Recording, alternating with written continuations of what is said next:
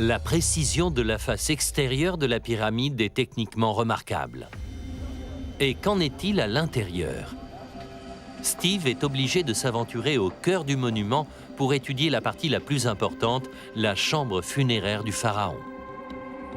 C'est sans doute l'apogée de l'architecture pyramidale. Les Égyptiens avaient fait des pas de géant. Le résultat est stupéfiant.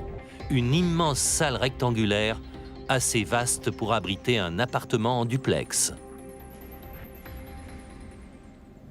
C'est hallucinant de penser que tous ces efforts, tous ces millions et ces millions de tonnes de blocs de pierre ont été mobilisés pour ça, pour cet espace, cette boîte parfaite dans laquelle nous nous trouvons. Oui, ça donne à réfléchir. La salle est entièrement en granit rouge, y compris les restes du sarcophage royal, ce qui devait être d'un luxe extrême à cette époque. C'est le lieu dédié au repos éternel du corps momifié du pharaon Khéops.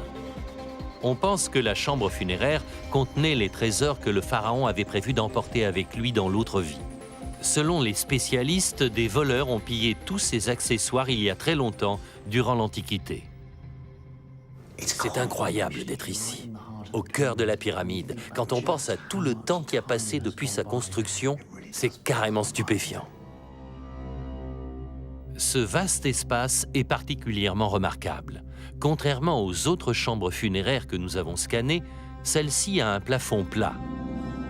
Un véritable défi technique, quasi impossible à tenir quand on pense au poids colossal qui pèse au-dessus.